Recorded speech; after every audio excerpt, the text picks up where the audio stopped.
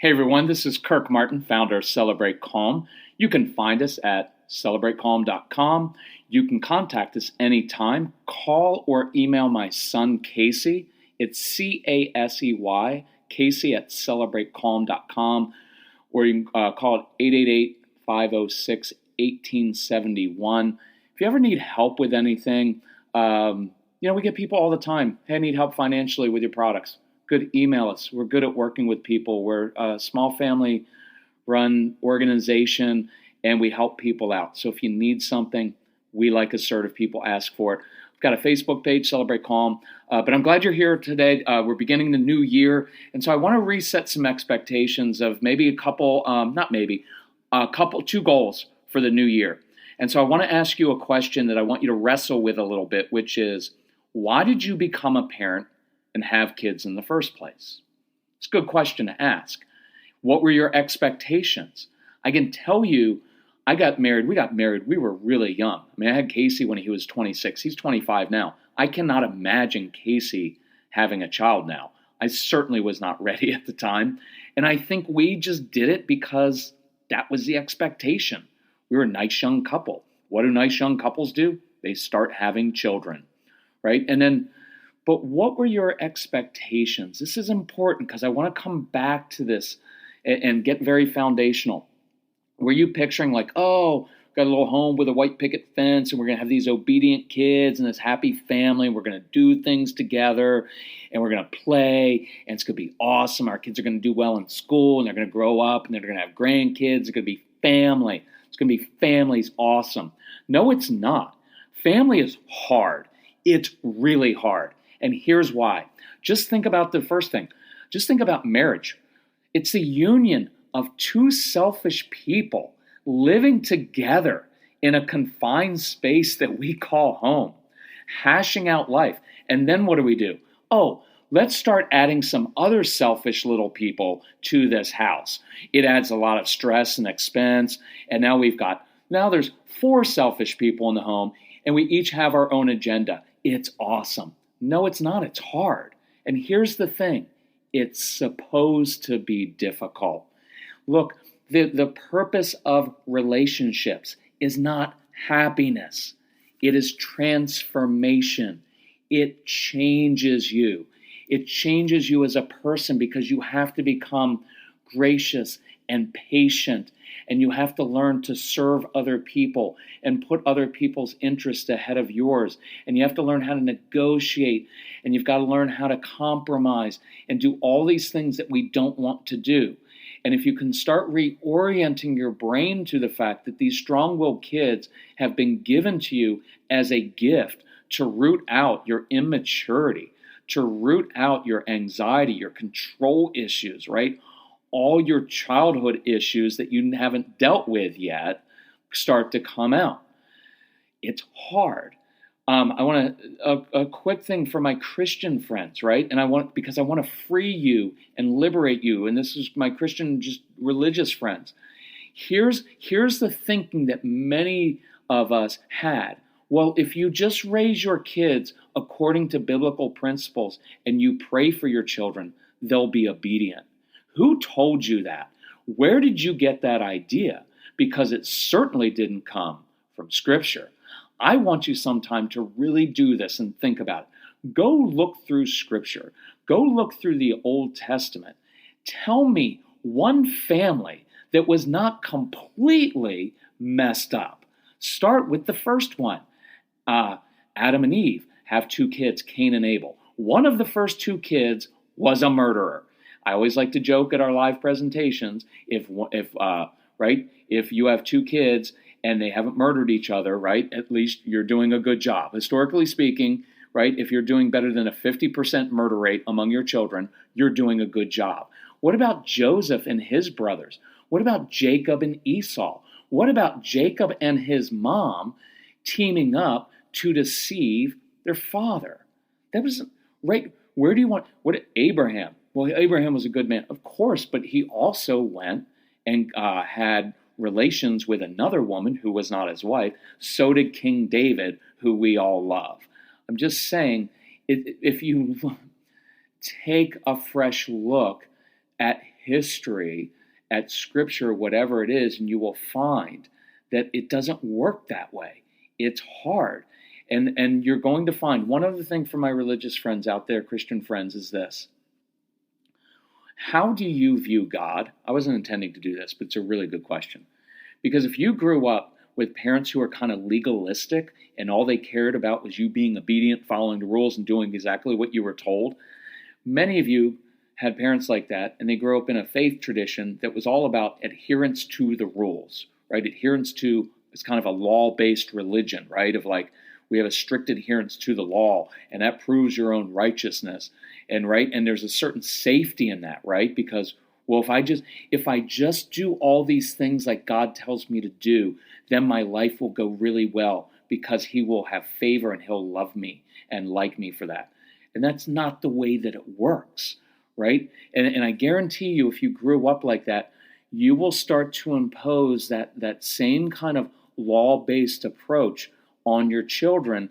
They will become pawns to you. They will no longer be like your children. It's not about a relationship anymore. It's not about that. It's just, well, your job is to raise these kids to do exactly what you say because that's what your parents did. And I will tell you, you will have so much pushback from kids, and you will have rules, but you will not have a relationship. And so I want you to step back and think two things. What are your goals?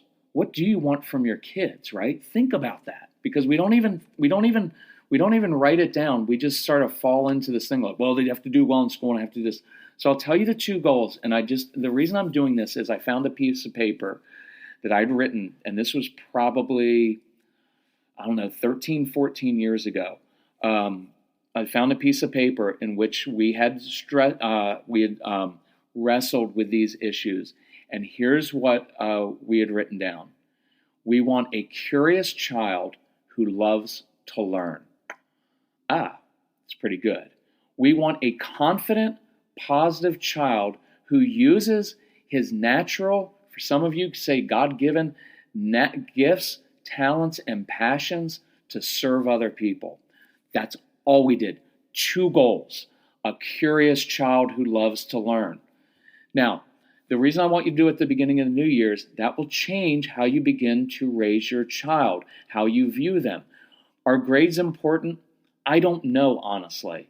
I really don't, because some of your kids are never going to get good grades until they finally go to college and they have a vision of what they want to do in life. And then they'll get good grades because they care about it. But you don't have to get good grades to do well in life. You do need to be a curious person who loves to learn. Because you show me a person like that, they're going to do fine in life. Is that not true? If they're a curious person who loves to learn, and that's what we set our focus on. Instead, look, grades in many ways, I hate saying this stuff because we have all kinds of tools and we have a whole program on how to help your kids get better grades. And if you get the special, our New Year's special, it will include the ADHD University series, the Strong-Willed Child, Discipline series, everything else, and all these things to help your kids do well in school. But the truth is, I'm not really after good grades because grades are sometimes arbitrary. But what I do want is a curious child who loves to learn. I don't want that snuffed out. Here's the other one. I want a confident, positive child. I love that. You know why? Because that's a child who's doing what he loves, and he's curious, and he's good at doing things. See, a confident kid doesn't really need to pick on his siblings so much anymore. Why? He's too busy going after things in his own life. He feels too good about himself. A confident child can handle adversity and disappointment. He's resilient. He can handle challenges. He can handle failure. He can do things that are different. Why? Because he's confident and positive. I want a confident, positive child who uses his natural gifts, talents, and passions to serve other people. Look, we get our kids, we spend their whole childhood trying to get them to do things they're not good at doing. No wonder they're not confident. You're going to have to balance out school. For some of your kids, you're going to have to balance out school. And instead of spending 85% of your time trying to fix what's wrong with your kids, you have to spend 85% of their time giving them opportunities to use their natural gifts, talents, and passions, what they're good at, what they love doing, to serve other people. Because happy, confident, fulfilled adults have really one thing in common. They're doing what they love, and they're usually serving other people in some capacity, whether it's creating a product for them, running a business, whatever it is. They're using their gifts, talents, and passions to serve other people. And that's what I want. And sometimes that comes into conflict with all the other things we want as parents, what society wants. And you're going to have a lot of courage to say, I know society, I know all of our neighbors have their kids doing X, Y, and Z, but we're not doing that. Because here's what I'm raising. I'm not raising a kid, I'm raising an adult. And I know what an adult needs. They need to be curious. They need to love to learn. They need to use their natural gifts, talents, and passions to be confident and positive, and they have to serve other people. You get your kids doing that, and they're going to be fine in life. So 2 things I want you to encourage you to work on. Number 1, change your goals. Set your goals for your kids. What do you want as you begin this new year? What do you want? And you're going to have to eliminate certain things that come into conflict with those goals. It will give you perspective when your child sometimes isn't doing his homework so well or isn't always getting good grades, but you see him out with other people at someone else's house and he comes alive and he's awesome for other people, and that helps you to know, okay, he may not always be getting the best grades, but he loves to learn and he loves to build and he's doing all these great things. Number 2, you've got to change yourself. That phrase before that we talked about, the purpose of relationships is transformation. Celebrate Calm was founded for one reason: to break generational patterns, to be different than your mom and dad, to break that my way or the highway approach, right? Or maybe it was for some of you, it's the guilt, manipulation, it's always lecturing, micromanaging your kids. Whatever you got from your parents, you have the ability to completely change and break those generational patterns so that your child doesn't grow up and continue to do the same things that you did and your parents did and the grandparents did. It's a really cool thing. And if you embrace this, you will become a new person. It will root out your immaturity, your control issues, your anxiety. You will be free to enjoy life. You will be free to enjoy your kids again. So I encourage you, change yourself, change your goals. And if we can help you with that, we will. It is why I want you listening to the CDs and the downloads over and over again, because this takes a different kind of thinking, and it takes some courage, and it takes a different perspective. If you get the package, we'll go through, there's a program called 30 Days to Calm. And here's what we do. We go through all of your triggers. What are your triggers? What irritates you most? What causes you to react to your kids and yell at them? What is that? Look, I guarantee you, if you spend that time dealing with your own triggers, we will identify them. We will identify why it irritates you. And then we go through a different way to respond so that your kids aren't controlling you anymore, but so that you can control yourself and you can give them tools to succeed, and they're not irritating you all the time because you can actually control yourself. It is a really, really cool thing. So go to our website at celebratecalm.com. You will see a special there. Email Casey@celebratecalm.com. We will help you out. Thank you for being a good parent. Thank you for being open to new ideas. I knew this is challenging, but I thank you for being open to new ideas. But I don't want these things to be like, oh yeah, because here's what parents do. We'll get around to that, but we're so busy with school and extracurriculars. No, sometimes you need to forget some of that other stuff and do what's really important. But it's going to run against culture and against what other people want you to do. And you're going to have to be courageous enough to say, no, I'm doing what is best for my child, even if other people don't like it or if they don't understand it. If you want sometime, email me. Tell me what your new goals are for your kids. What do you really want? And what are your goals for yourself? What do you want to change about yourself internally? What are the triggers that you want to overcome? What is that? And I guarantee you at the end of this year, even quicker than that, if you really embrace this and go for it, you will find that you're a new person and you have broken generational patterns, and your kids won't have to wrestle and struggle with the same things that you've had to, and you'll be free. And it's going to be a big theme this year, to enjoy your kids.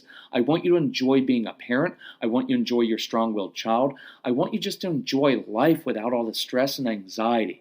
So thank you so much for listening to this, and we'll be back next week with a new podcast. Thanks so much. Bye-bye.